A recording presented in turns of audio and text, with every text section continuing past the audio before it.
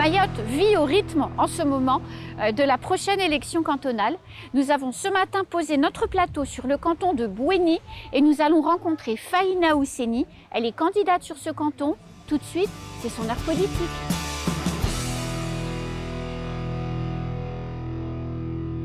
Faïna Ousseni, bonjour. Bonjour. Bienvenue sur le plateau de l'heure politique. Merci. J'ai une chance de vous avoir ce matin sur notre plateau parce que vous êtes probablement la plus jeune candidate pour ce scrutin des élections cantonales. Oui, peut-être que je suis probablement l'une des plus jeunes. Alors vous avez à peine 30 ans. Vous êtes candidate sur le canton de Bouéni. Nos téléspectateurs s'en sont rendus compte puisqu'on est sur la plage de Mbouanatsa et les candidats de ce canton, je les reçois sur cette plage. Faïna, c'est votre première candidature, je suppose? Oui, en effet, c'est ma première candidature. Alors vous êtes toute jeune, on revient un petit peu en arrière, bac en poche comme quelques chanceux Mahorais. Oui. Vous êtes montée dans l'avion direction la métropole pour commencer vos études. Oui. Alors, vous avez commencé à apprendre quoi et où? D'accord, alors je suis une jeune femme qui est née ici à Mayotte. J'ai grandi entre les deux cultures, donc Mayotte et à métropole. Ensuite, après le bac, comme tout le monde, j'ai pris mon envol vers la métropole. Et tout le monde ne le fait pas. Il y a beaucoup de gens qui restent ici, d'autres qui vont à La Réunion. Effectivement, j'ai été courageuse de partir et de vivre cette aventure si grande, mais si exceptionnelle une fois qu'on réussit. On revient chez soi pour embellir et faire avancer notre île.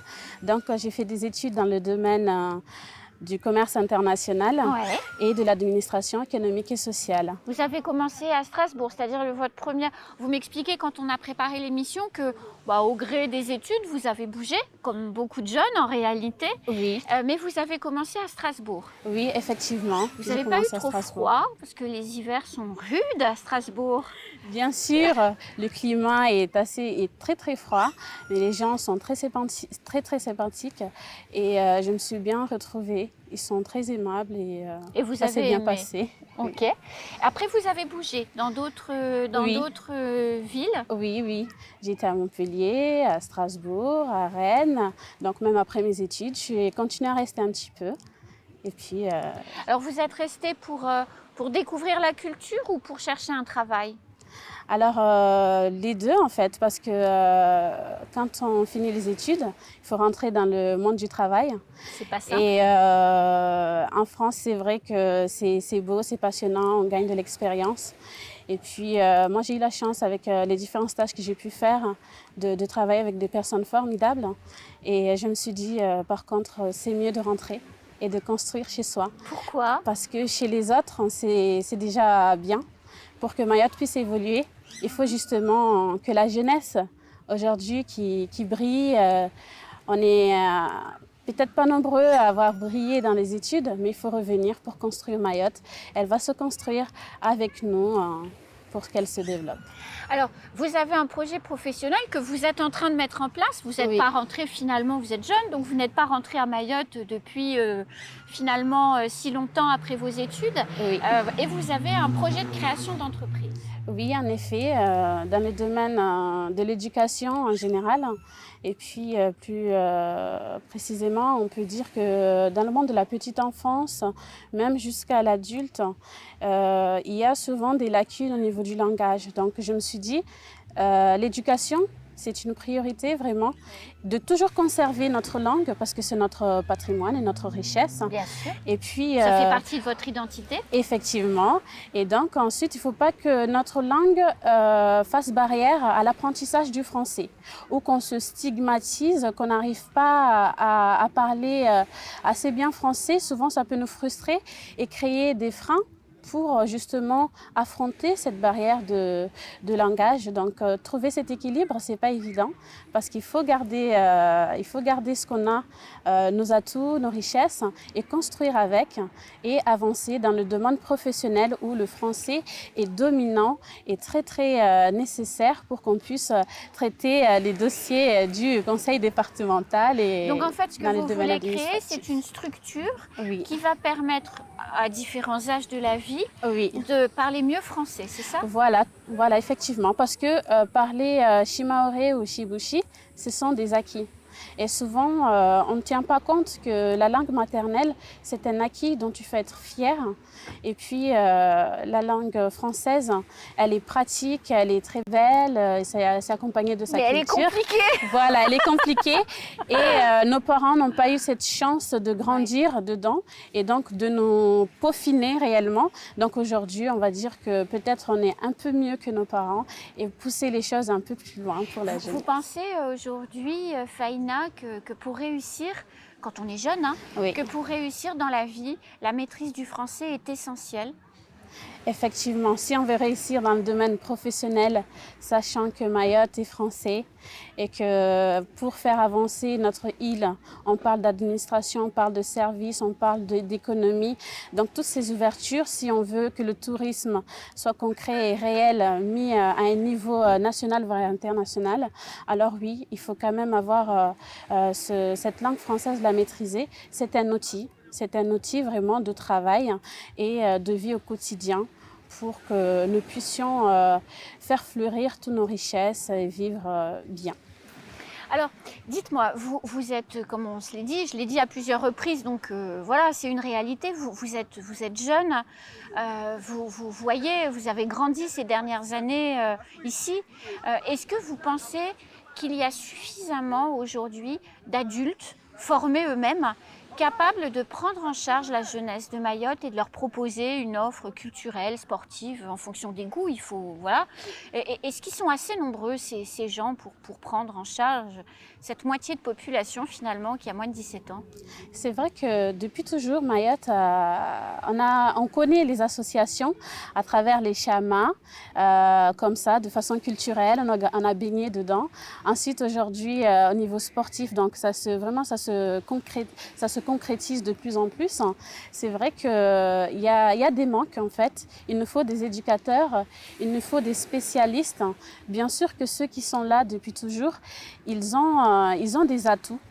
Et ces atouts, il va falloir vraiment les arrondir pour en faire, vraiment de façon professionnelle, réussir à embellir les atouts qu'on a à la base. Et donc, il faut le voir comme un avancement. Et cet avancement a besoin d'accompagnement et d'acheminement professionnellement parlant. Alors, Faïna, le sens de votre candidature, c'est quoi? Parce que vous auriez très bien pu faire le choix de vous dire, bah voilà, je rentre à Mayotte, je commence par travailler quelques années, et puis ensuite, je mettrai mes acquis au service de la communauté. Vous avez fait le choix inverse, c'est-à-dire vous avez dit, je suis diplômée, je suis jeune, je le vaux bien, je m'engage en politique. Pourquoi?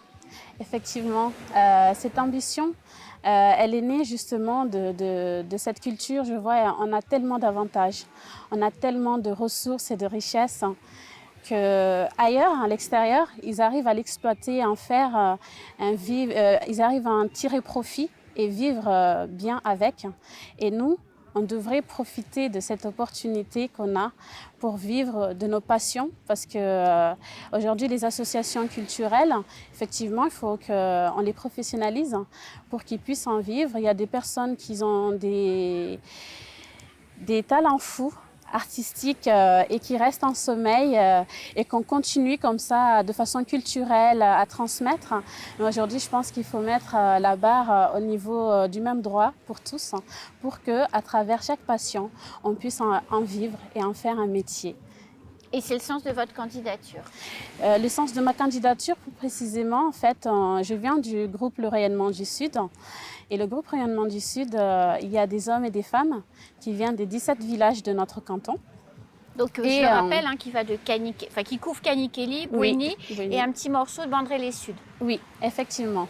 Et donc, ces personnes proches de leur population sont partis discuter et chercher des personnes qui vont correspondre cette année pour les 6 ans à venir, des personnes sérieuses, des personnes qui ont le dévouement et l'amour de l'intérêt général, qui seront proches d'eux, à l'écoute parce que cette population se sent lésée et abandonnée une fois que les politiciens arrivent à rentrer, à faire leurs fonctions.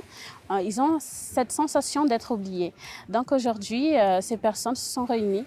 Ils ont trouvé des profils. Donc moi-même, Faina Osseni, un binôme avec Afido Abidi Madi, et nos suppléants Henri Fia et Henri Fina. L'un de Bouéni et l'autre de Mtsamodou. Ok. Dites-moi, vous faites campagne depuis quelque temps, on est en fin de campagne, vous devez être bien fatigué. Comment ça se passe, une campagne au quotidien, en période de Covid, mais dans des villages qui ont des atouts magnifiques, comme ici, la plage de Mbouanatsa qui est magnifique. Comment ça se passe? Oui, donc avec le groupe Le Rayonnement du Sud, on s'organise de façon de faire des porte-à-porte en groupe, de façon organisée. On a un planning fixé, on va à la rencontre de la population. Comme ça nous permet de justement voir. Ils nous donnent les informations, donc leur mal-être, ce qui ne va pas dans leur quotidien. Ouais. Et donc, à partir de toutes ces informations que nous collectons, eh ben, on en fait en sorte de rentrer dans notre projet. Et on a fait notre projet à partir justement des manquements, des lacunes, de ce qu'ils souhaitent voir chez eux demain. Et bien entendu, il y a des choses qui sont directement liées à notre candidature, donc d'être au conseiller départemental, et d'autres qui sont plutôt liées aux communes. Mais c'est très intéressant pour nous de faire ces récoltes d'informations. Ça nous permet de travailler et peaufiner notre projet pour qu'il ressemble le plus possible à la population, ce qu'ils attendent demain. Alors, le scrutin arrive dans quelques semaines. Vous êtes sur la dernière ligne droite de la campagne électorale. Les échos du terrain vous poussent à toujours vous investir davantage. Vos prochaines actions de campagne, c'est quoi, Faina? Effectivement, tout à l'heure, vous avez parlé de Covid. Le Covid touche tout le monde. Oui, malheureusement. Et les prochaines actions vont continuer comme ça. Bon, il y a la levée. Maintenant, on pourra faire des réunions, on pourra faire des meetings. Avec le groupe, on va y réfléchir. Et ces dernières semaines vont être la course contre la montre. Pour toucher un maximum de gens. Et donc, on a également Facebook, donc, oui.